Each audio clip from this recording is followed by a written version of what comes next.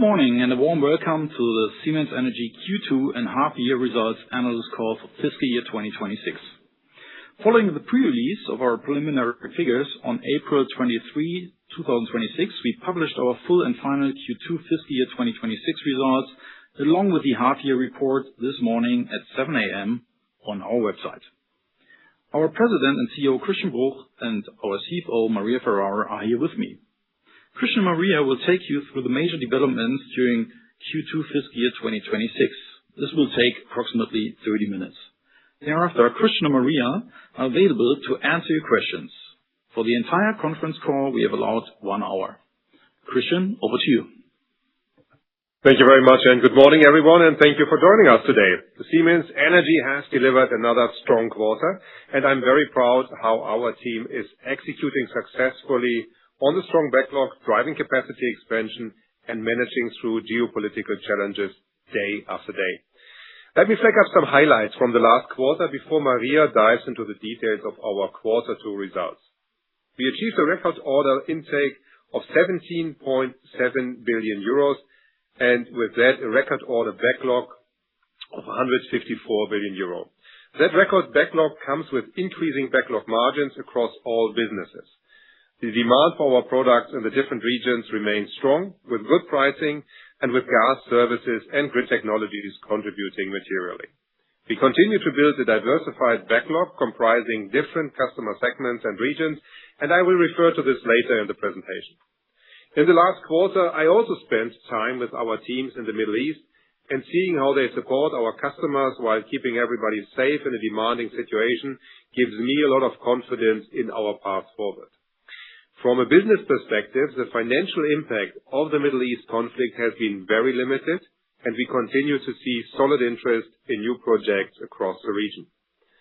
We achieved broad-based revenue growth across all business areas based on digital execution and increasing capacities coming out of our factories. In line with our expectations, we delivered 10.3 billion euro revenue in quarter 2 despite FX headwinds. Given the strong momentum, we raised our full-year comparable revenue growth guidance to 14%-16%. Our profitability continues to increase year-over-year, driven by a favorable business mix and steady productivity gains. We delivered a profit margin before special items of 11.3%. Grid Technologies was a key contributor with margins of more than 17%, and we expect margin progression to continue throughout the year. Grid Technology is our fastest growing and most profitable business area with a broadening portfolio, including more digital solutions. Gas Services once again achieved profitability levels at the top end of the industry. And I would like to highlight the continued progress at Siemens Gamesa, where business is clearly on its planned trajectory to break even, reducing losses in the quarter to 44 million euro. Also, Transformation of Industry continues to execute profitably. Over the past months, I visited several of our sites and was truly impressed by the progress in our factory expansions. As communicated before, we invest more than 2 billion euros in fiscal year 2026 to build up production capacities across the different regions. And as a result, we expect a clear step up in revenues over the coming months, particularly in Grid Technologies and Gas Services. Our earnings qualities and cash generation remain strong, and free cash flow in quarter 2 came in at around 2 billion euros. Year to date, we have in fiscal year 2026 already returned around 2.4 billion euro to our shareholders through dividends and share buybacks. And we are planning on accelerating the share buyback this year by an additional up to 1 billion euro, and Maria will afterwards share some comments on it. Across all businesses, we execute our Elevate program to further drive operational excellence and resilience. And I'm really excited about the potential that AI provides us to transform the way we operate. AI is being increasingly embedded into our operations and decision-making, allowing us to get better every day. And it is not just business operations. We are also pushing AI application across all corporate functions, and I'm pleased to see how people take it up. And this will show tangible benefits in future, and the teams are really on it. As a global leader in energy technology, we are on track to position Siemens Energy as best-in-class industrial company for the long term. Overall, based on strong demand, improving visibility, and disciplined execution, we raised our 2026 full-year outlook across all key financial metrics. As mentioned before, the market environment in quarter two remained highly favorable, with strong demand for our products across the different regions and continued strong pricing. Growth was again led by the Americas, in particular the United States. Asia and Australia also delivered solid contributions with strong order intake growth. Revenue comparisons were impacted by strong prior year offshore wind projects in Taiwan. In EMEA, order intake was slightly lower year-over-year, mainly reflecting some shifts in parts of the Middle East. Overall demand in the region remains intact, and Gas Services and Grid Technologies clearly stand out in performance. Let me start with Gas Services. Three drivers underline the strong performance in the second quarter. First, Gas Services remains one of the most profitable players in the industry and is well on track to meet its profitability targets. Second, we continue to see strong conversion from reservation agreements into firm orders, with a current split of roughly 70% firm orders and 30% reservations. Third, pricing dynamics for new projects remain very attractive, and we expect this to continue for the foreseeable future.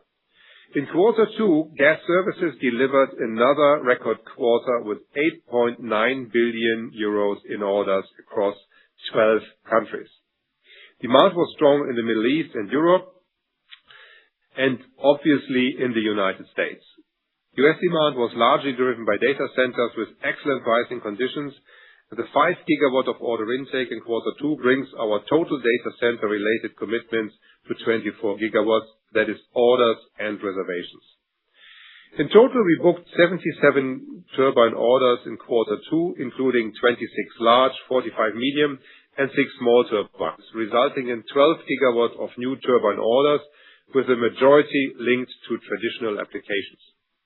We successfully convert reservation agreements going forward. During the quarter, 9 GW were converted into firm orders, ending quarter two with 27 GW of reservation agreements. Our focus remains on short-term conversion, allowing us to fully benefit from the favorable pricing environment. The margins of new unit and service agreements we booked in quarter two improved significantly relative to current backlog margin levels. In total, we now have 87 GW of commitments in place after delivering more than 3 GW during the quarter. By the end of the fiscal year, we expect total commitments to reach 90 to 100 GW. Our supply chain expansion is progressing well and supports the already announced capacity expansion in the coming years. Let me now turn to Grid Technologies. Grid Technologies continues to outperform in both growth and margin expansion, and this leads us to upgrade our guidance for the full year significantly. We now expect to reach a profit margin before special items of 18 to 20% already in fiscal year 2026, the level originally targeted for fiscal year 2028. At the same time, we target comparable revenue growth of 25 to 27% for the current year. The business benefits from long-term structural drivers, electrification, large-scale grid replacement, renewable integration, and demand also from data centers. Reliable and resilient grid infrastructure is also a critical enabler for data centers, and as a result, demand for grid connections, transformers, and grid stabilization solutions is accelerating.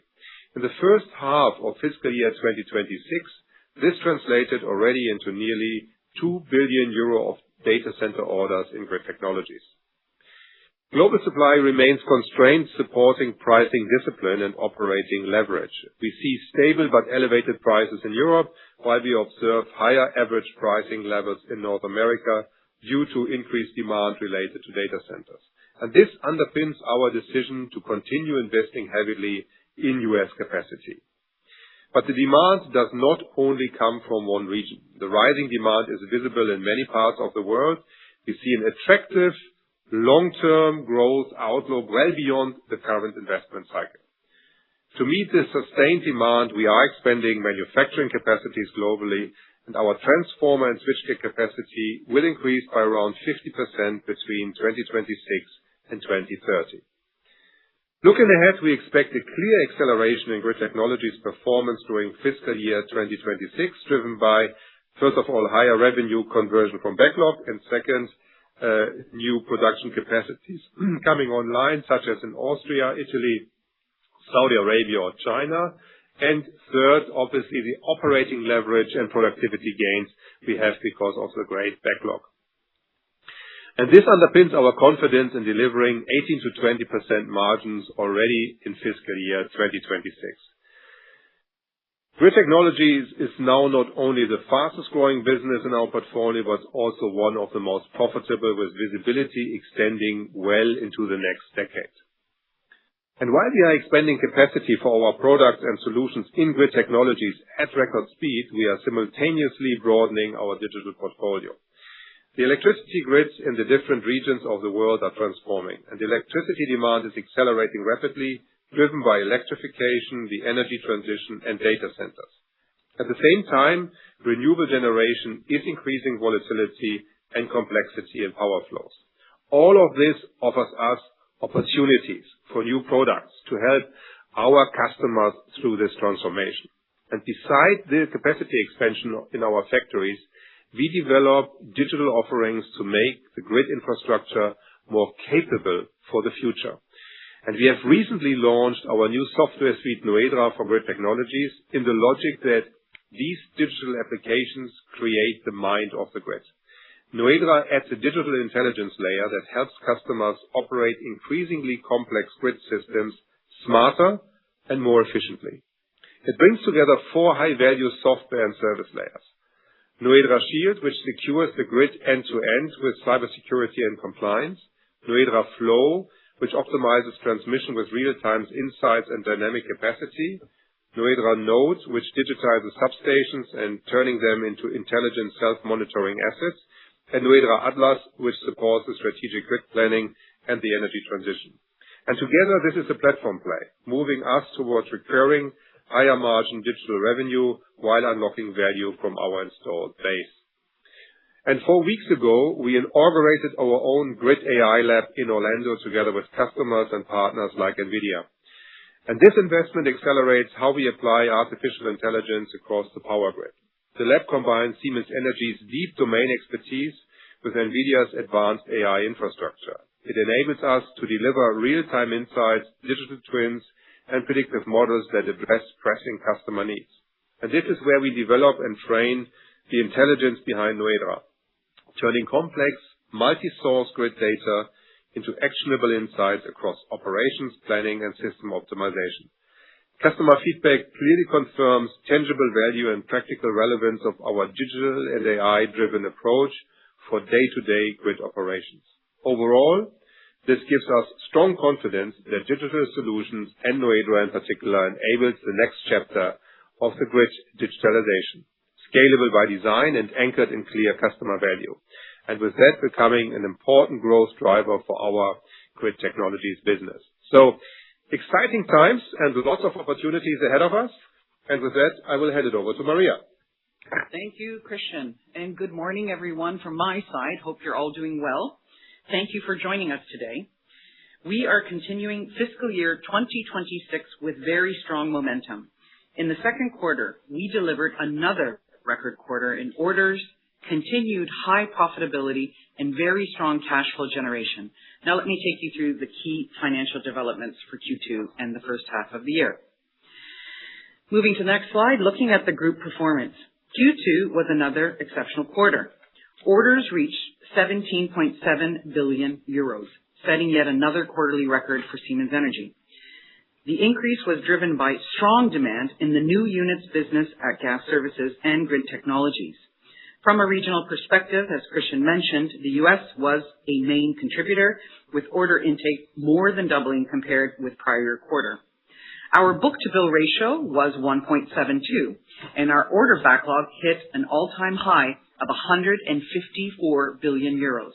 That's 8 billion more in just one quarter, again giving us excellent visibility for fiscal year 26 and beyond. Quarterly revenue increased to $10.3 billion, up 9% year-over-year on a comparable basis, with all segments contributing to the revenue growth, but primarily driven by Gas Services and Grid Technologies. We did experience some foreign exchange headwinds, primarily driven by a weaker U.S. dollar. This weighed on the top line by roughly 550 basis points year-over-year. For clarification, currency movements continue to have no material impact on our profitability. This is due to our effective hedging strategies, which leave us with only minimal unhedged exposure, and of course, our global footprint with strong local-for-local sourcing.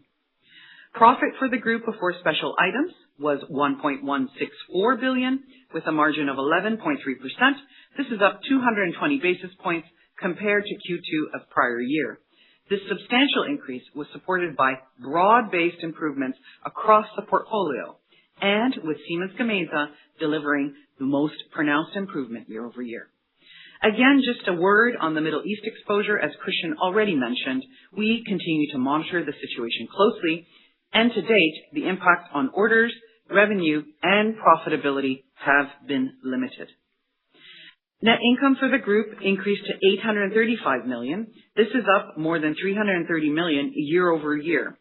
Free cash flow pre-tax was very strong and reached $2 billion, a significant improvement versus last year's result.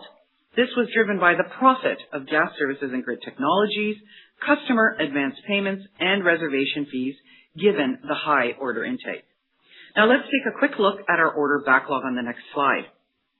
During the past year, our order backlog grew by $21 billion, again for that record $154 billion in the quarter.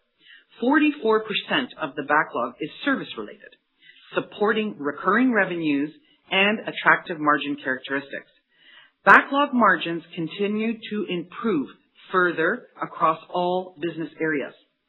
In fiscal year 26, we now have approximately 93% revenue coverage for the second half of the year, and we are already just shy of 80% coverage for fiscal year 27. Now let me turn to free cash flow development.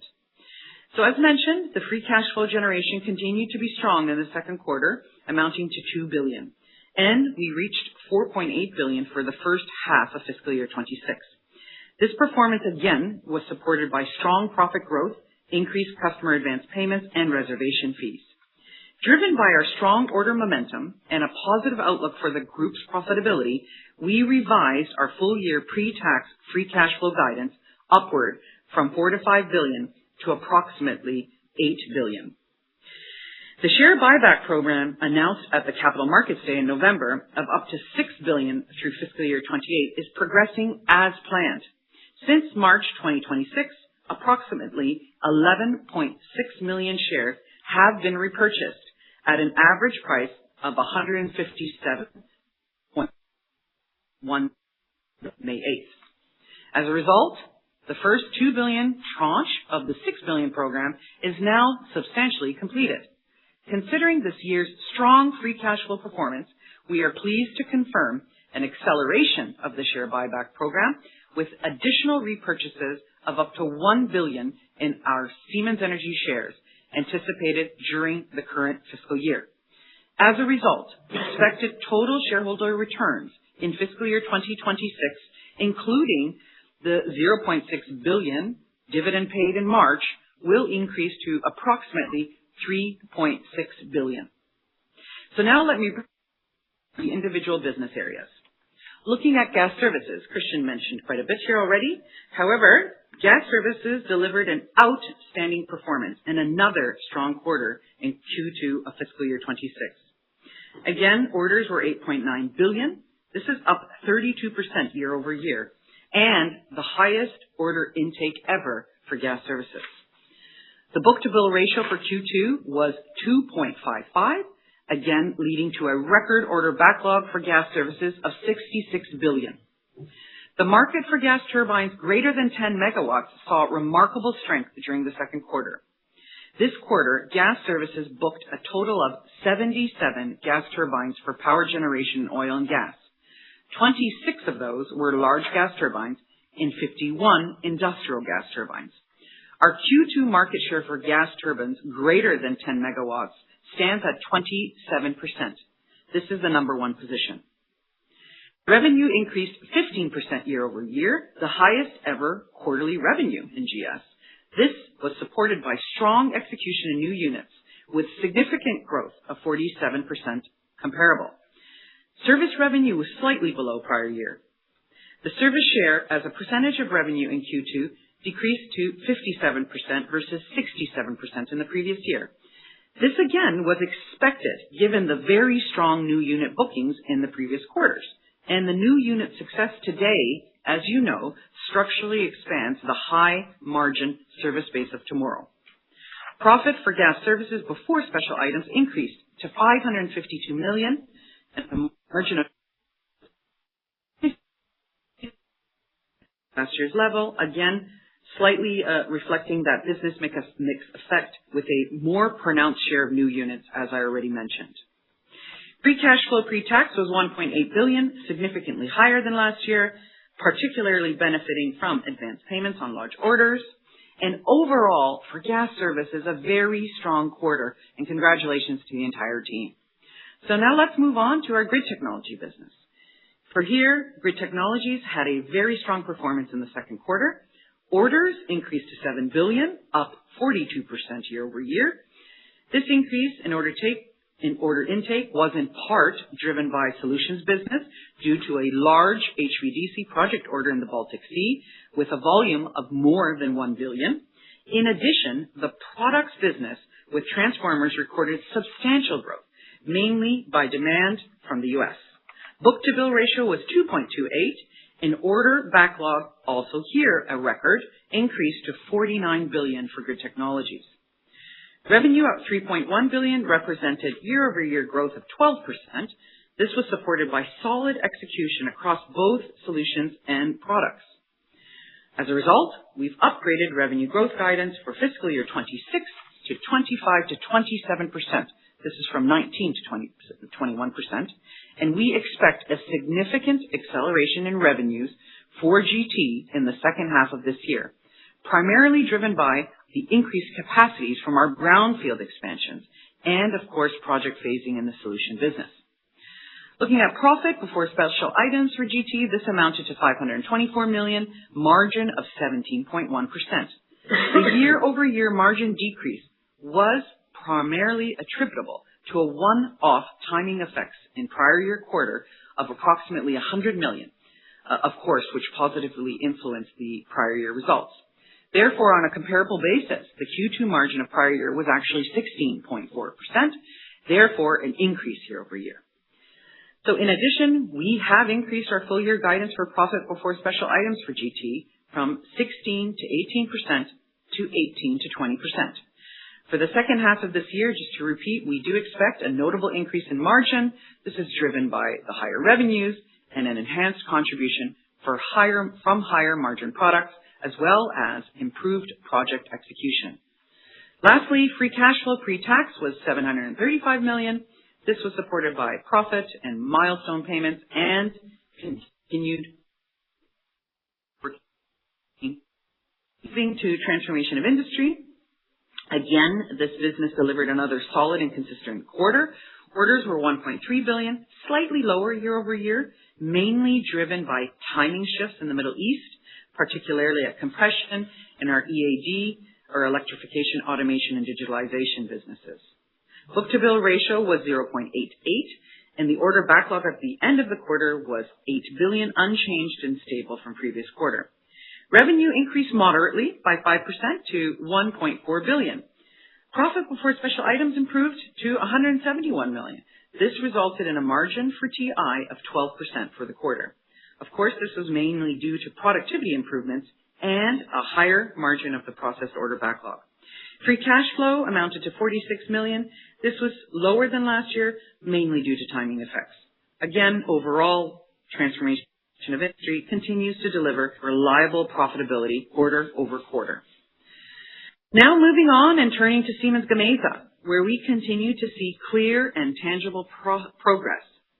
Orders of 846 million were slightly above the level of prior quarter, mainly driven by onshore new units business, which also included some SG 7.0 platform orders.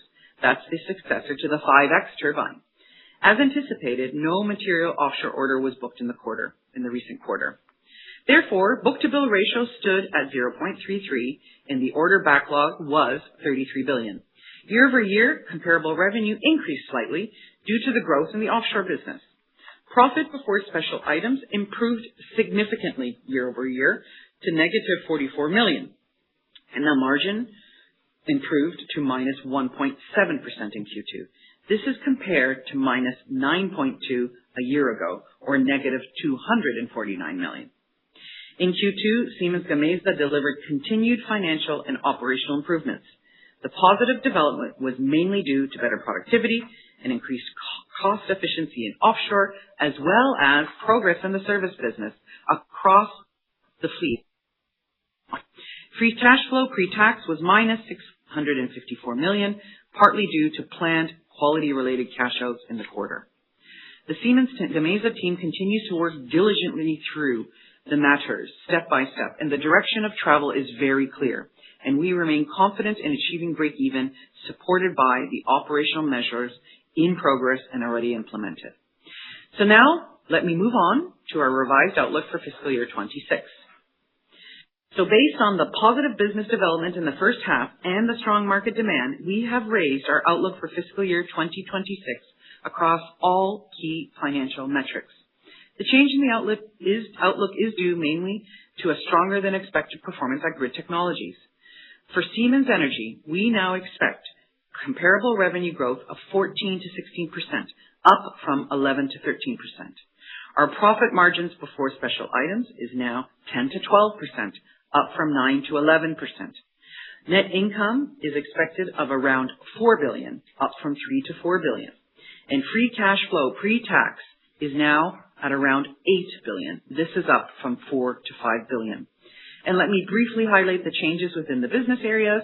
So in Grid Technologies, we now plan a comparable revenue growth of 25 to 27%, previously 19 to 21%, and a profit margin before special items between 18 to 20%, before this was between 16 to 18%. And in Siemens Gamesa, we now assume a comparable revenue growth of 3 to 5%, which was before 1 to 3%. And of course, we confirm the profit margin before special items at break-even. Furthermore, one last piece of information that I'd like to share with you is that we intend to provide you with new midterm targets for fiscal year 30 with our full year results in November. So with this, thank you very much for your attention, and I now hand back to Christian for some closing key remarks. Thank you, Maria. And let me briefly wrap it up. Looking back at the targets we set for ourselves at last November Capital Markets Day, I'm pleased to say that we are well on track to create sustainable shareholder value. And the first half of fiscal year 2026 has been an excellent start, as you saw with our upgraded guidance. And I want to sincerely thank our Team Purple here at Siemens Energy for their outstanding commitment and performance.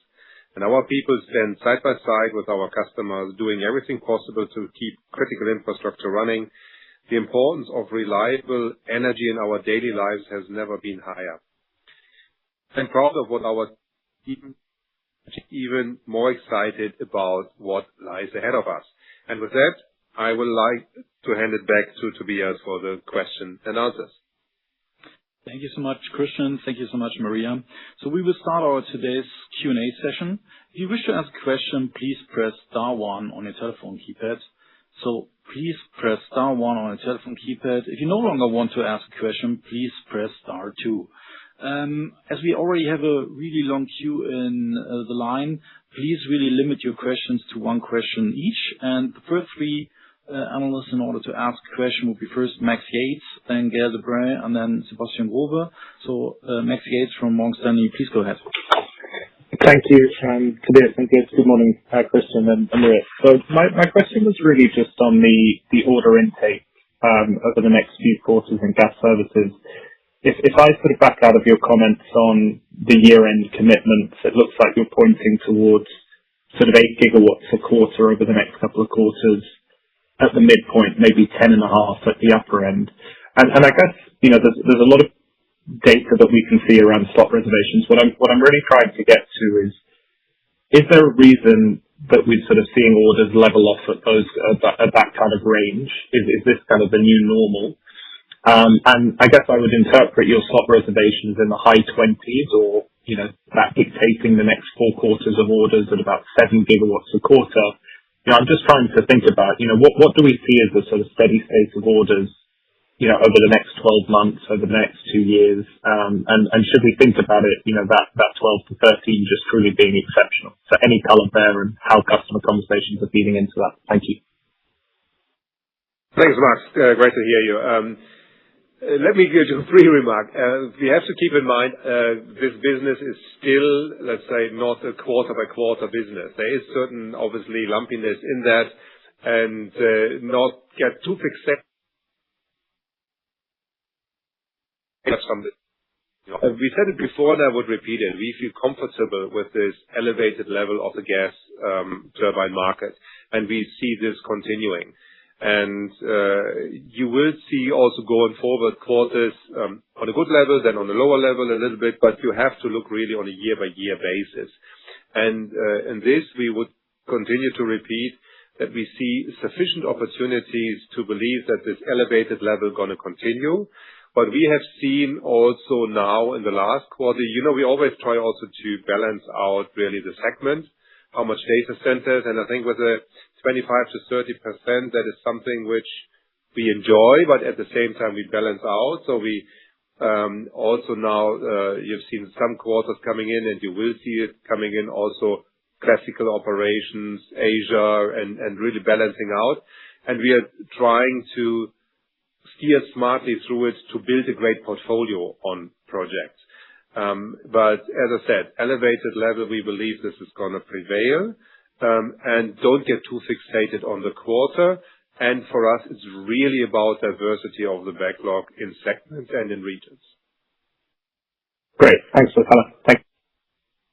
Thanks a lot. So the next question goes to Gael Breyer from Deutsche Bank. Yeah, thank you. Good morning, everybody. Could you tell us what was the book-to-bill of the service segment for the gas division in the second quarter, please? And I'm actually wondering why the service revenues of the gas division have been kind of muted over the past couple of quarters, even slightly down this quarter. I mean, does it mean that eventually the gas division will rather be trending towards the low end of its targeted revenue range for the year? Thank you.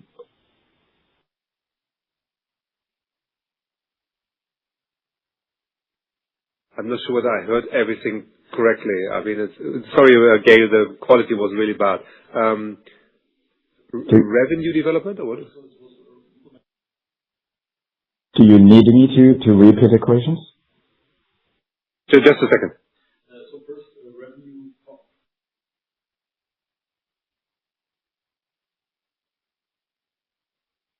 decreasing in comparison to the previous year. I would honestly say, I mean, you always have, let's say, mixed elements in terms of how you look on the different quarters, but I would not overly interpret it. I would have to say, I don't know, Maria, how you look on it. No, absolutely, Gail. And maybe just to reiterate what I meant by we have, let's say, a different mix is that, of course, the new units is more pronounced in the quarter. But if we look at it from a slice, it's really, we said level, slightly down, but level from last year. And again, looking at this from a quarterly basis, there are puts and takes that come in that affect that quarter over quarter. But we're not at all worried about it or concerned about it. And when it comes to the book-to-bill, just overall, again, for gas services, 2.55. So you can interpret that with new units and service. Both of those book-to-bills were very strong, well above 1. And this is not, we don't disclose it by new units and service, but I can assure you that this was very positive on both counts for the quarter. Okay, thanks very much. Thanks a lot, Gail. So the next question goes to Sebastian Growe from BNP Paribas. Thanks, Tobias, Anne-Marie, Christian. One on free cash flow. I was wondering if you could help us how we should think about the cash generation beyond 26 in the wake of both positive commentary on the market outlook, particularly at GT, for which the order momentum appears to further build up here, and also as GT in particular has reached the 28 target margin level of 18%-20% 2 years ahead of plan. If you could comment on that, please.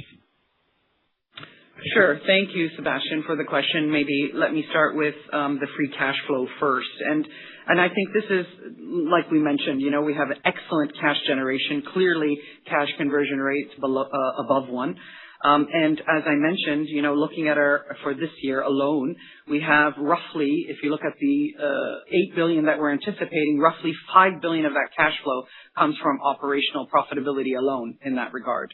And like we said at the Capital Market Day, and I showed that, I do not expect that cash flow would reduce in years to come, not at all, with a book-to-bill greater than 1 across all businesses anticipated. And overall for Siemens Energy, we still see that positive free cash flow generation continuing, but beyond 2026, not only for grid, but also for the other businesses. Thanks a lot. So the next 3 questions go to Ajay Patel, Phil Buller, and Alex Jones. So Ajay Patel from Goldman Sachs, please go ahead. Thank you for the presentation. And mine's on Grid Technologies as well. Just thinking about the margin expansion for this financial year in terms of the guidance. How much of this is operational leverage and just higher volumes, and how much is actually driven by mix effect? Are there components here in the business that are better margin, that are growing faster, that could be relevant for when we're forward forecasting the margin evolution of this business? Thank you. Thank you for the question on the profit for GT. Look, it's a great development, right? I mean, we're really reflecting strong execution momentum. And as Christian mentioned, this is also on the back of some of those brownfield expansions and just normal project phasing. We have high visibility there, in terms of security materials. They're already in-house. Manufacturing is on track. A lot of the projects are in final assembly stages, and we look at also at commercial terms. But in terms of what you mentioned about mix, look, there is project phasing driven by our large HVDC projects. Normally, those reach milestones under the POC method, and sometimes that is lumpy. But don't forget, underlying in our GT business is a very well-running, what we call product business, which is really our large power transformer business, which is we showed you that on our backlog margin, right? The backlog margin in GT increased, and some of that is attributable to the large power transformers. And that's kind of that underlying growth, if you'd like, that steady portion of the profit that we see in GT. And what the team has done really exceptionally is not only have they brought new capacity online, they've done that with very little additional what we call non-conformance costs. So that's why you're seeing a lot of that profit dropping. So to answer your question, yes, some of that is related to pricing, but a lot of it is related to operational execution and operational excellence in the factories. Fantastic. Thank you. Thanks so much. So the next question goes to Phil Buller from JP Morgan. Hi, good morning. Thanks for the question. I have just a couple of follow-ups on cash, if I can. It's great to see the Gamesa P&L losses now at about 100 million, but you still have a 1.2 billion cash outflow. Has your break-even timeline changed at all on the Gamesa topic? And then in terms of CapEx outlays, again, that's also been quite low in the first half of the year at around 700 million. What is holding that back? Because it doesn't seem to be impacting your growth at all. And are you considering any additional capacity expansion plans from here? Thanks. Let me start it with maybe Gamesa. And so like we mentioned, we remain committed to break even for this fiscal year. Absolutely. We remain very confident in that regard. The team is working diligently to ensure that we achieve that. With respect to free cash flow, I've already indicated that the Gamesa free cash flow will remain negative in fiscal year 26. We see that also in Q2. Likely in the 4-digit arena is how we've messaged this.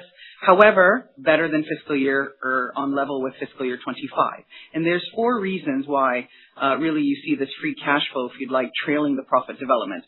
One is the quality cash out, and we provide transparency on that quality cash out.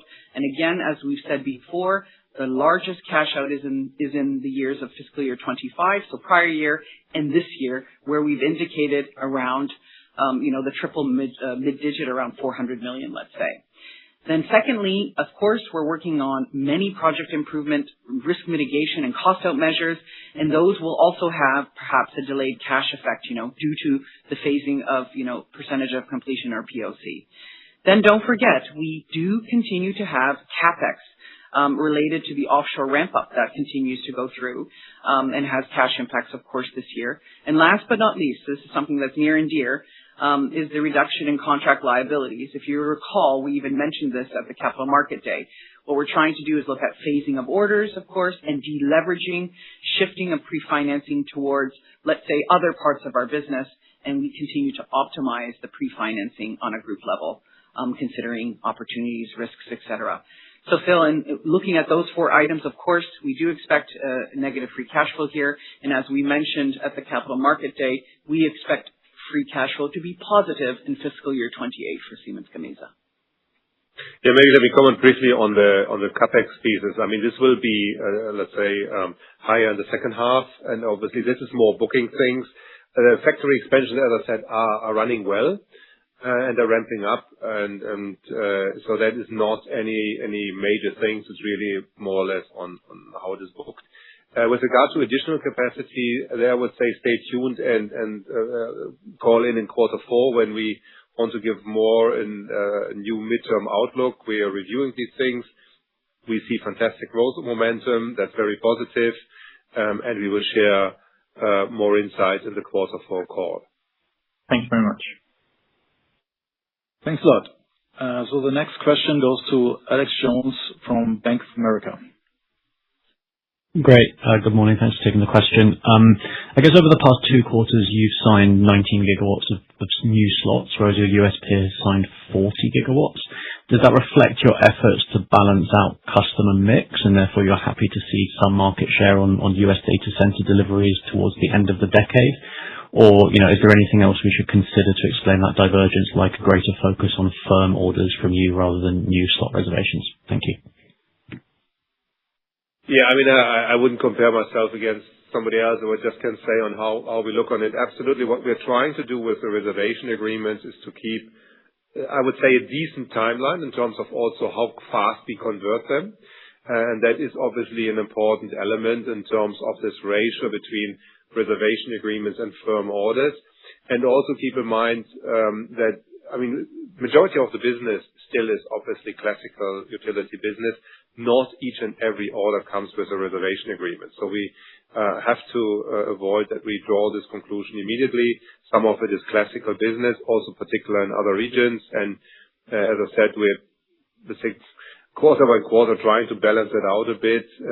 Asia coming up again. So that is nothing, let's say, particular to interpret into this in this logic, but it's obviously for us an element to have a short-term conversion on the reservation agreements. Thank you. Excellent. So the next 3 questions go to Vivek Midha, Chris Leonard, and Ben Uglow. Vivek Midha from Citi, please go ahead.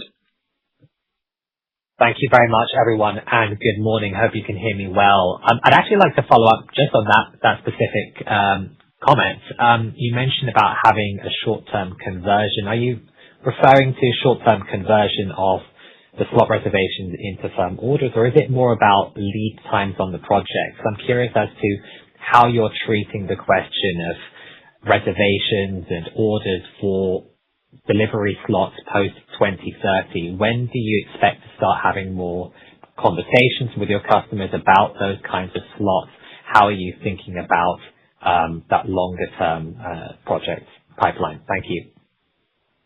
No, the statement was meant really to reservation agreements into firm orders. That is, I mean, in terms of the timing, we are having discussions now for obviously projects in the early 30s.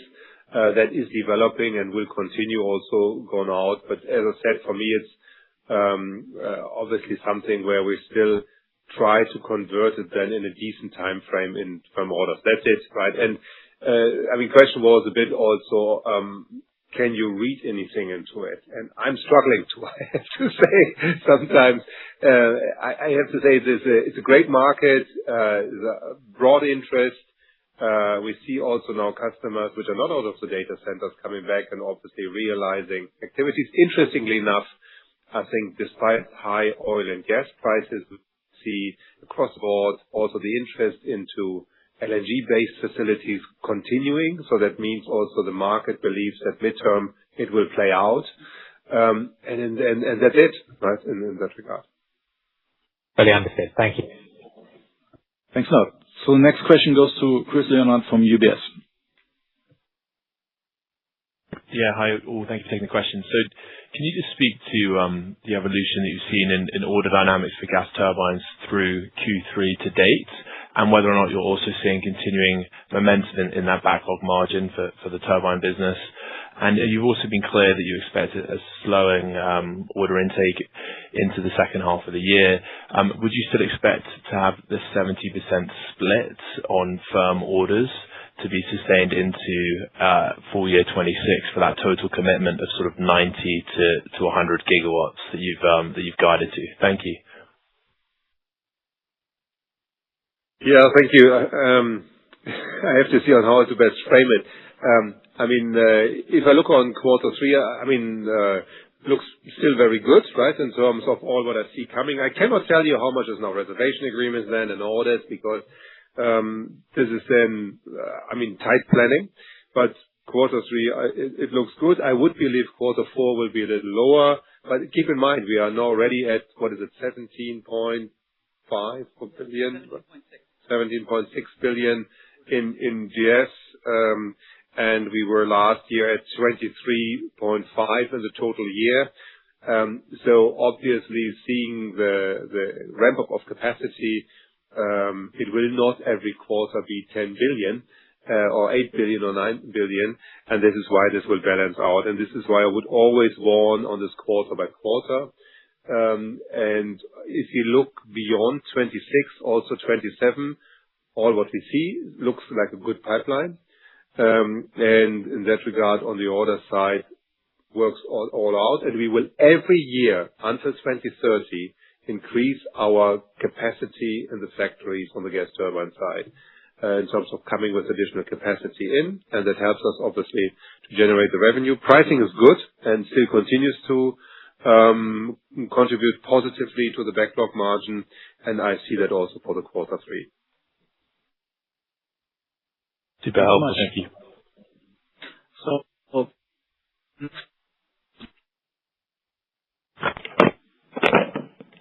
hello? Yes, we can hear you. Yes, we hear you, Ben. Oh, we lost Ben. Yeah, Ben unfortunately just skipped out of the line. So the next three questions will be going to Sean McLoughlin, Richard Dawson, and Vlad Zagievsky. So Sean, please go ahead. Thank you. A question on grid technologies. You've highlighted the digital aspect. I'm just wondering, but it does sound like the core transformer business is really the part of the business that's driving most demand. Just where are we in terms of digital percentage of overall sales or orders, and where do you see that progressing over time? And is digital more about, getting a customer in the door rather than improving the margin, or is digital also a margin accretive component? Thank you. Thank you for this question. First of all, absolutely, right? If you look on our revenues and orders today, that is driven by, as Maria said, the products, the transformers, the solutions business, and digital is just coming up. What I wanted to flag up that is really coming up, and that will over the next, let's say, 5-10 years, become a substantial business, and we are working on it on all ends. And it will be decisive to use this infrastructure, which we now physically build, as most effective as possible. And we believe this can be an enormous value contributor. It will take some time to ramp it up, also in terms of margin. So a lot of these things are development money and investments, which we are currently doing. Also, we have done some smaller bolt-on acquisitions on little things here and there, and we believe very much in really the, how shall I say, autonomy of the asset to a certain extent. Yes, because we install so many transformers, you would want your transformers to operate in a certain way, even so not, let's say, controlled by a human or whatever. And this is what we're working on. But it is more to give you the outlook in terms of what next is to come until 2030 and beyond. And going forward, I do believe in the average it will be accretive to the margins. But it's a ramp-up curve, and it's a new business to be built up. But when I see what has happened in the last 12 months on the AI side and what were you able to do on really new applications which are not part of an overarching software suite and so forth, that's super interesting.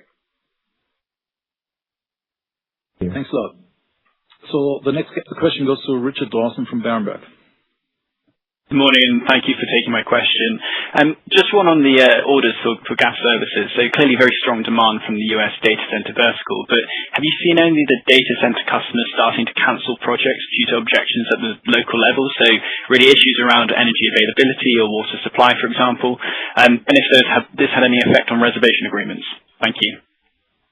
I wouldn't call it cancellations particular. No, not like this. But what we do see is that customers trying, particularly bigger customers, trying to shift between sites where they see, let's say, different timelines on regulations or approvals in terms of permits. And that is an element in terms of saying where can they get whatever air permits quicker and how do they shift it around.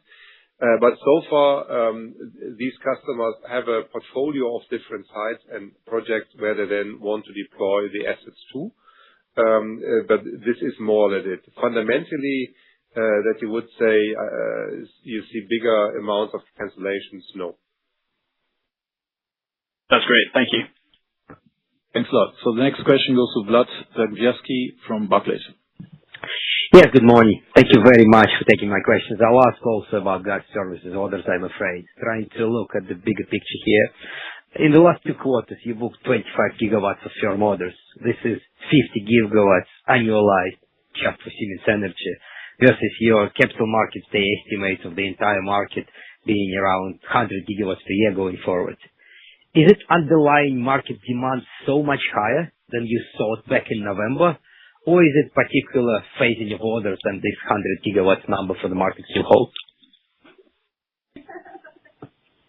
I hope, Vlad, I heard everything correctly. I'm not 100% sure, but I mean, in average, as we indicated, I mean, the picture has substantiated from the capital market day. It has not fundamentally changed. And already in the capital market day, we indicated this around 100, right? 100 gigawatt type of market, which we also see going forward, with obviously a certain portion in this coming from data centers, which we will see continuing, which we believe. But that is pretty much in line, obviously, with what we said in on the capital market day, with a slight note on a bit more positive and substantiated now, really coming through. Super. Thanks very much. Thanks a lot. So Ben Uglo is back in the line, and then afterwards comes Alex Virgo and then Lucas Farhani. So Ben, second try, please. Great. Good morning. Thank you guys for taking the question. I just wanted to get a kind of qualitative sense or feeling for what you're seeing in terms of the data center market. The 5 gigawatt order number is obviously pretty noticeable, but in particular, I'm interested in your portfolio and in terms of where you are seeing the greatest strength in demand. Has there been any change at all in the last 3 to 6 months? And the reason I ask is that we've got a lot of new companies or new capacity, I should say, in all kinds of different areas, from gas, diesel, even fuel cells, etc. And what I wanted to know was, have you seen any kind of shift in the type of units that are being requested from Siemens Energy? Thank you. Yeah, it's not a shift. Hi, Ben, first of all. It has not been a shift in the request as such. It has been a shift in what we sometimes put together or offered for customers with a certain demand need in terms of the different frame sizes. And looking really on what we can do. And obviously we also try sometimes to find really workaround solutions like redeploying units from elsewhere and trying to build bridges for customers which are obviously in urgent need. So it's more around this. And obviously, yes, we also see the different applications, including fuel cells, which is more driven by elements. How fast can you get an air permit and how fast can you deploy certain things? But it's more really from a perspective, what can you do? And not so much in terms of I want. We fundamentally, and I shared that before, have obviously took an extra effort to extend our mid-size gas turbine capacity, which is increasing faster than the large gas turbine capacity. And this has obviously helped also on the data center market then to come with whatever, 5 times SGT 800s or so type of solutions. But that was more driven by what can be made fast available. That's great. Thank you. So next question goes to Alex Virgo from Evercore. Thanks, Luis. Morning, Christian and Maria. Thanks for squeezing me in. I wondered if you could just talk a little bit to GT for us. I guess what I'm just trying to reconcile here is the visibility that you have in that business versus the significance of the upgrade and the phasing through the year. That would be super helpful. And if, Maria, I could squeeze a cheeky one in on tariff framework changes, any comments on that would be really helpful. Thanks very much.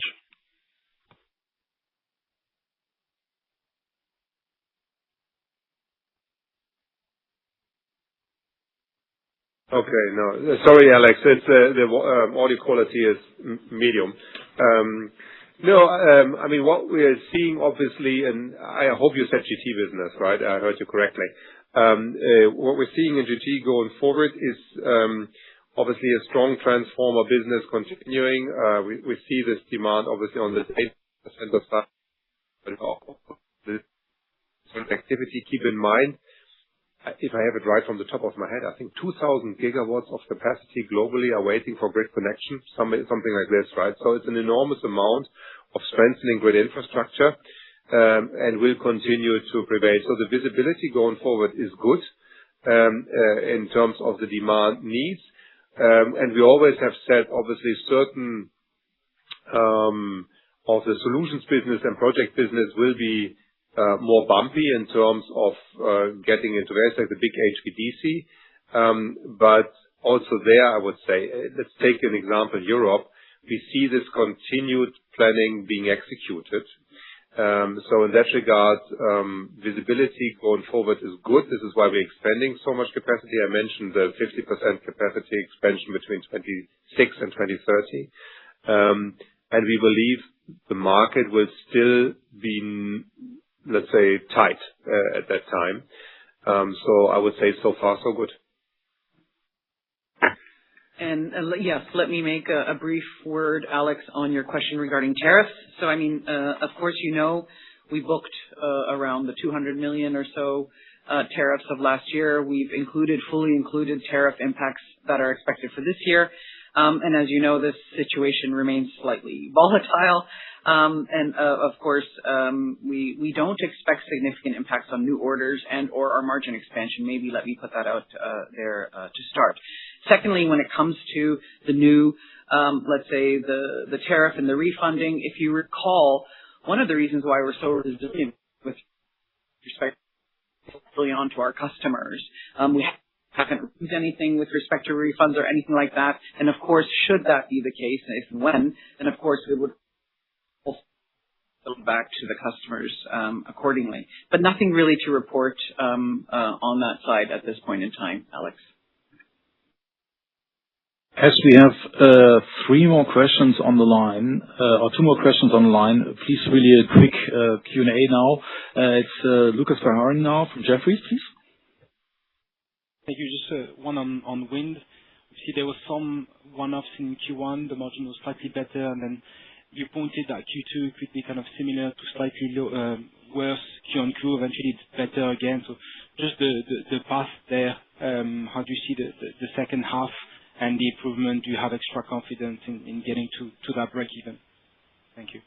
Maybe just to clarify, to make sure that, of course, you saw for this quarter, we have a negative 44 million for Siemens Gamesa. And what we always said is we want to be break even by the end of the fiscal year, which means we said that we would progress profitability through Q3 and Q4. So we expect the slight profits to come in both of those quarters to ensure that we have that break even, which we remain committed to for the fiscal year. So now the last question goes to Alex Hauenstein from DZ Bank, please. Yes, hi, Alex Hauenstein. Thanks for taking my question here. Looking into GRE, I'm wondering if there's a good chance to see a speed up of the ramp up for the formerly 4X and 5X turbines which have been overhauled here. So I'm wondering, at the end of the day, what could be a level in terms of gigawatts that you might reach, let's say, looking into 2030 plus minus? What do you think here? And at the end of the day, how big in comparison to how big you have been, you might end up in terms of what you see currently and what you're planning? Thank you. Yeah, thanks for the question. I mean, first of all, we will have to see on now how this ramps up. It will be in a couple of gigawatts type of range, and this will also depend in terms of would we on onshore re-enter US or not. And there's another thing which is coming, which is all the repowering, right? Which is obviously contributing in onshore, also in Europe at one point in time, to that. The onshore business for us will be always smaller than the offshore business going forward. I mean, this is in terms of size on how I would look on it. And keep in mind, the thing what we're trying to do is to have, let's say, a decent enough flight level that we can entertain a profitable service business and really make sure our infrastructure, which we entertain, is loaded. It is not my major growth engine in the company. That's not the desire. But I would say at the end, a couple of gigawatts coming, but let's see on how the next particular 12 and 18 months develop it. We see a good interest in the units. That's positive. It just takes time because of the process, particularly in Europe, to get this then afterwards into the project committed.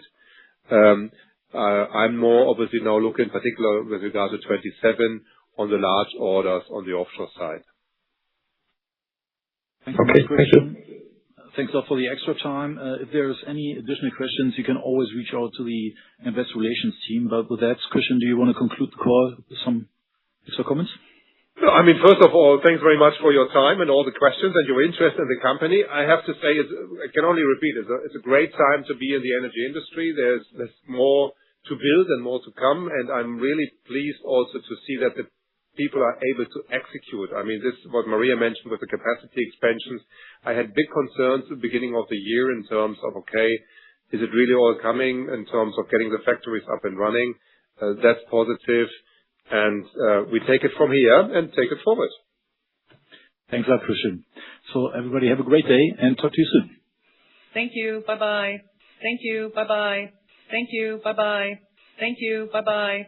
Thank you. Bye-bye. Thank you. Bye-bye. Thank you. Bye-bye. Thank you. Bye-bye. Thank you. Bye-bye. Thank you. Bye-bye. Thank you. Bye-bye. Thank you. Bye-bye. Thank you. Bye-bye.